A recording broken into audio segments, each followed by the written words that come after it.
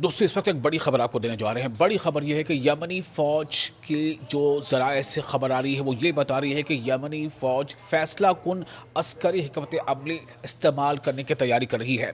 किसके खिलाफ? सबसे बड़ा सवाल ये है। ये इसी मामले से जुड़ी बड़ी खबर है जो इस वक्त अभी मिड ईस्ट में पूरा टेंशन बना हुआ है और अमेरिका बनाम ईरान जो हालात बने हुए हैं। अगर इस बार जंग छिड़ती है तो ये मार्का ताकत के तवाज़ुन को मुकम्मल तौर पर बदल देगा, जिसमें चौंका देने वाले और खौफनाक ऑप्शंस शामिल होंगे। ये यमनी ज़राए से यानी यमन के ज़राए से खबर सामने आ रही है और एक दो टूक इंतबा इसमें दिया गया है। यमन की जानिब से सख्त और गैर मुतवक्का सरप्राइज़ आने वाले हैं। ये सरप्राइज़र होंगे। आपको याद है ना कि यमनी फ़ौज ने किस तरह से बहर अहमर यानी रेड सी में अपनी ताकत का एहसास कराया था। और इसी से जुड़े एक और अहम खबर आपको देने जा रहे हैं। वो खबर ये है कि ईरान पर हमले के खिलाफ साबिक बरतानवी बहरी कमांडर ने वार्निंग दी है। जी हाँ, ये बरतानवी बहरी कमांडर है यानी नेवल, और ये बहरी कमांडर है, इंडियन नेवी के कमांडर हैं। इनकी वार्निंग है ईरान पर हमले के खिलाफ। उनका कहना है कि ईरान पर अगर हमला किया गया तो ये किसी भी सूरत में जो अटैकर हैं जानी अमेरिका, उसके लिए बिल्कुल ये सूदमंद साबित नहीं होगा। ये एक बहुत बड़ा जो इसमें डेवलपमेंट है। बहर अहमर का तजुर्बा अभी जहनों में ताज़ा है लोगों की। आपको याद, बहर अहमर मतलब रेड सी।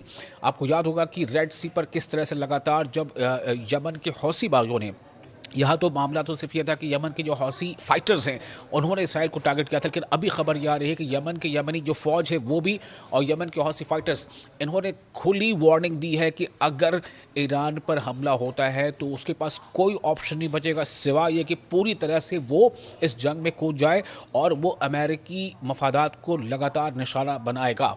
आप देख चुके हैं किस तरह से हौसी फाइटर्स ने निशाना बनाया इससे पहले भी रेड सी पर। हालात यहाँ तक पैदा हो गए थे कि अमेरिका को यमनियों से यानी कि हौसी फाइटर्स से सीज फायर करना पड़ी थी, बातचीत करना पड़ी थी, और बातचीत करके सीज फायर करने के बाद उसे एक तरह से मनाने की कोशिश की गई थी, मनाने की पहल की गई थी, क्योंकि उससे पहले जितने भी उस रेड सी से बड़े बड़े जो कार्गो शिप्स गुजर रहे थे उसे यमनी ने और हौसियों ने निशाना बनाया था और इसमें काफ़ी बड़ा नुकसान हुआ था इसराइल का। उसी तरह से ये जो खबर अभी आपको बता रहे हैं कि इस बार न सिर्फ ये कि यमनी बल्कि इसके साथ ही जो लेबनान से हिजबुल्ला, इराक के भी कई ऐसे फाइटर ग्रुप्स हैं जिन्होंने सीधे तौर पर कहा है कि अगर मिड ईस्ट में अगर किसी भी तरह से अमेरिका ने ईरान पर हमले की कोशिश की या हमले का आगाज़ हुआ तो फिर वो तमाम तंजीमें जो है, वो तमाम संगठन हैं, वो बिना ये बात मतलब जहन में रखे कि वो किसके साथ हैं किसके साथ नहीं, उनका सीधा हमला ये होगा कि जो अटैकर कंट्री यानी अमेरिका, उसके ख़िलाफ़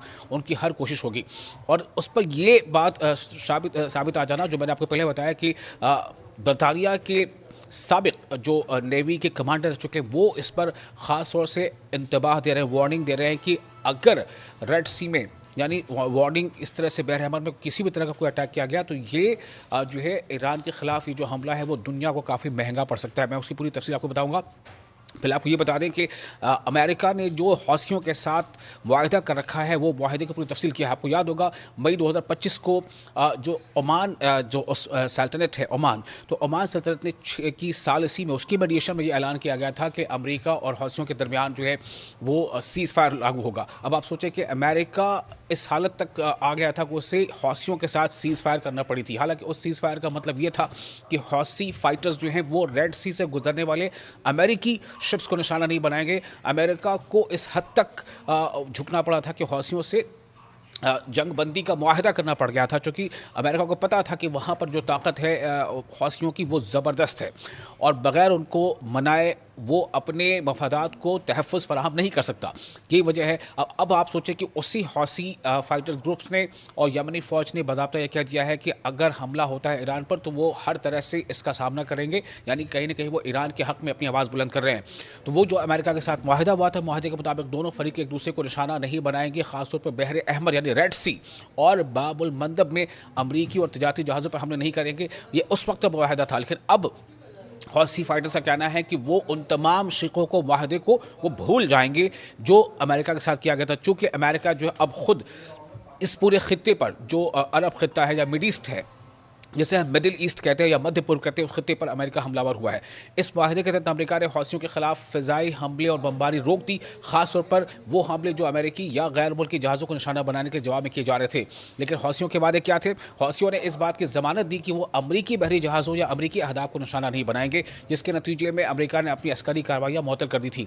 तो ये मुकम्मल जंगबंदी नहीं थी। और अब इसी हौसी फाइटर्स ने, जिनके लिए अमेरिका जो है, जिनसे सीज़ फायर करने पर, मुआहदा करने पर मजबूर हुआ था, अब उन्होंने वाज़ेह कर दिया है कि यह मुआहदा इसराइल के खिलाफ कार्रवाइयों या दीगर गैर अमरीकी अहदाफ पर लागू नहीं होता। यानी उन्होंने सिर्फ अमरीकी अहदाफ को निशाना न बनाने पर रजामंदी जाहिर की, जबकि दीगर महाजों पर कार्रवाई जारी रखने का इंदिया दिया था। ये माजी की बात बता रहा हूँ आपको।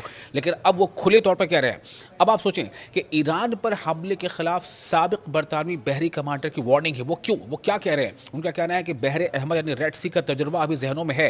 यानी वो ये याद दिला रहे हैं दुनिया को कि रेड सी में जो हमले हुए थे हौसियों की जानिब से या यमनी फौजों की जानिब से, उसको नहीं भूलना चाहिए। और अगर ईरान पर हमले का कोई ऐसी शुरुआत होती है तो ये दुनिया के लिए अच्छा नहीं होगा।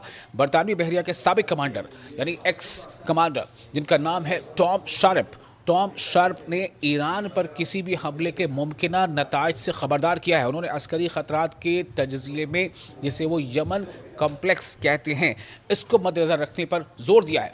ये इस्तिलाह हालिया अमरीकी और मगरबी तजर्बात के लिए इस्तेमाल की गई है जो बहरे अहमर में पेश आए। अब आप सोचें कि बरतानिया यानी ब्रिटेन के नेवी के एक्स कमांडर वो वार्निंग दे रहे हैं कि ईरान पर हमला करना, अगर किसी भी तरह से सूरत ये नौबत आती है, तो ये किसी भी सूरत में दुनिया के लिए हक़ में बेहतर नहीं होगा, खुद अमेरिका के हक़ में बेहतर नहीं होगा। टॉम शार्प के मुताबिक, टॉम शार्प जो बरतानिया के एक्स नेवी कमांडर, उनके मुताबिक बहरे अहमर यानी रेड सी में अमरीकी और मगरबी अफवाज को जिन मुश्किलात का सामना करना पड़ा, वो अब वाशिंगटन और कई मगरबी दारुल हुकूमतों में मुस्तक़बिल के ख़तरात नापने का पैमाना बन चुकी हैं। उन्होंने कहा कि ड्रोन से बचाव के लिए बहरी मशक़ें और फ़ौजी तैयारी दरअसल अंदरूनी हम आहंगी और दिफाई तैयारी को तेज़ और बेहतर बनाने के इक़दाम हैं। टॉम शार्प ने दावा किया है कि ये मशक़ें बराह रास्त यमन खौफ कॉम्प्लेक्स से जुड़ी नहीं है, अगरचे बाद में उन्होंने ये तस्लीम किया कि ईरान की बहरी जहाज शिकन सलाहियतों की तारीफ़ करना एक दानिशमंदाना कदम है। वापस सोचें, ईरान की तारीफ़ की जा रही है। कौन तारीफ़ कर रहा है? ये बरतानिया के एक्स कमांडर है, नेवी कमांडर, वो ये कह रहे हैं कि जो ईरान की सलाहियत है जिसमें वो बहरी जहाज़ शिकन यानी बहरी जहाज़ों को निशाना बना सकता है, उसे डिस्ट्रॉय कर सकता है, ये ताकत ईरान के पास ज़बरदस्त है और इसको बलहूज़ नज़र रखना चाहिए। इनके मुताबिक तेहरान के पास इस मैदान में वसी हथियारों का ज़ख़ीरा मौजूद है, जिसमें सिर्फ किस्मत के अंसर की कमी है। यानी कि अगर लक फेवर किया ईरान का, तो अमेरिका को इसमें भारी मुश्किल पड़ सकती है और ईरान जो है वो भारी पड़ सकता है अमेरिका पर। वो ये इस बात का एहसास दिला रहे हैं। ये तमाम बयान ऐसे वक्त में सामने आए हैं जब दुनिया के सबसे ताकतवर बहरी क़ुव्वत को शदीद झटकों का सामना करना पड़ा। यमन ने, जी हाँ, यमन ने बहरे अहमर, बहरे अरब और यानी अरब सागर और खलीज अदन में एक नया बहरी तवाज़ुन मुसल्लत कर दिया है, जिसके नतीजे में अमरीकी बहरी जहाज़ों पर हमले हुए और तैयारा बरदार बहरी बेड़ों को इलाका छोड़ना पड़ा था, जैसा कि सरकारी ऐलान में बताया गया। ये पेशरफ बिलाखिर इस मकाम पर ख़त्म हुई कि अमरीका के साबिक़ सदर डोनाल्ड ट्रंप ने हौसियों की ताकत को तस्लीम किया और अमानी सालिसी के ज़रिए उनके साथ मुआहदा किया। तो एक बार जब डोनाल्ड ट्रंप इसका मज़ा चख चुके हैं, उन्हें एहसास कराया जा चुका है हौसियों के जानिब से कि अगर रेड सी में कोई बादशाह है, रेड सी का कोई कलंदर है, रेड सी का कोई अगर बाजीगर है, तो वो है हौसी। और वही हौसी फाइटर्स, वही यमनी फ़ौज अब ये कह रही है कि अगर अमेरिका ने ऐसी कोई गलती की, ईरान के ख़िलाफ़ कोई ऐसा मिलिट्री स्टेप लिया, तो ये अमेरिका को भारी पड़ सकता है। और इसी बात की तरफ इशारा कौन कर रहे हैं? टॉम शार्प, जो बरतानिया के साबिक नेवी कमांडर है, वो ये कह रहे हैं कि ऐसा जोखिम उठाना किसी भी मुल्क को काफ़ी भारी पड़ सकता है अगर वो समंदर में ईरान से टकराता है। जो कि ईरान के साथ साथ आप देखें लेबनान में जो हिज़्बुल्लाह है, उसने भी ऐसी वार्निंग दे दी है। इराक़ में कई ऐसी तंजीमें हैं, कई ऐसे फाइटर ग्रुप्स हैं, उन्होंने भी इंतबाह दे दिया है कि फिर हम किसी चीज़ को मद्देनज़र नहीं रखेंगे सिवाय इसके कि हम ये तस्लीम करेंगे कि हमारे खत्ते पर कोई हमलावर हुआ है और हम उसका मुकाबला करेंगे। यानी कि ईरान, जिसको अमेरिका आमतौर से ये कहता है कि ईरान के प्रॉक्सीज़ हैं, वो तमाम के तमाम तैयार हैं अमेरिका के ख़िलाफ़ सीना सपर होने के लिए और अमेरिका के ख़िलाफ़ डट के मुकाबला करने के लिए ईरान की हिमायत में। और जैसा मैंने आपको पहले बताया, किसी भी खबर ये काफ़ी अहम है कि अब जो सऊदी अरब की तरफ से जो सिग्नल्स आ रहे हैं, जो वहाँ से इशारे आ रहे हैं, वो यही हैं कि सऊदी अरब किसी भी सूरत में अपने मिलिट्री बेसिस को या अपनी एयर स्पेस को ईरान के ख़िलाफ़ इस्तेमाल करने की इजाज़त नहीं देगा। तो ये तमाम ऐसी ताकतें, इससे ये लग रहा है कि अब जो मिड ईस्ट की जो प्रोबेबिलिटीज़ थी अमेरिका के फेवर में, वो कहीं ना कहीं उसके दरवाजे अब बंद होते जा रहे हैं और ये हौसियों का अब नया ऐलान ये भारी पड़ सकता है।